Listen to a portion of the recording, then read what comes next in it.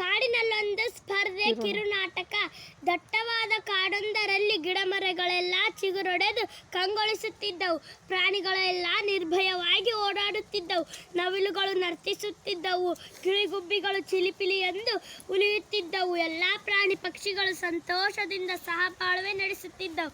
ಕಾಡಿನ ರಾಜನಾದ ಸಿಂಹವು ಕಾಡಿನ ದಿನಾಚರಣೆಯನ್ನು ಆಚರಿಸುವ ಬಗ್ಗೆ ಚರ್ಚಿಸಲು ಪ್ರಾಣಿ ಪಕ್ಷಿಗಳ ಸಭೆ ಕರೆದಿತ್ತು. ಎಲ್ಲ ಪ್ರಾಣಿಗಳು ಸಭೆಗೆ ಬಂದು ಸೇರಿದವು. ನಾವೆಲ್ಲ ಕಾಡಿನ ದಿನಾಚರಣೆಯನ್ನು ಅದ್ದೂರಿಯಾಗಿ ಆಚರಿಸೋಣವೇ? ಆದರೆ ಈ ವರ್ಷ ವಿಶೇಷವಾಗಿ ಆಚರಿಸೋಣವೇ? ಕಾಗಕ್ಕ, ನಿನಗೆ ಗೊತ್ತಿಲ್ಲವೇ? ವಿಶೇಷವಾಗಿ ಎಂದರೆ ಆಟ ಆಡಿಸಿ ಗೆದ್ದವರಿಗೆ ಇನಾಮು ಕೊಡುವುದು. ಇಲ್ಲ ಇಲ್ಲ, ಈ ಬಾರಿ ಆಟಗಳ ಬದಲು ಆಶೀರ್ವಾದ ಸ್ಪರ್ಧೆ ನಡೆಸೋಣ. ಏಕೆ? ಇಂದಿನ ಸರ್ತಿ ಮೊಲದ ಆಮೆಯ ಜೊತೆ ಸೋತದಕ್ಕೆ ಭಯವೇ? ಇಲ್ಲಪ್ಪ, ನನಗ್ಯಾಕೆ ಭಯ?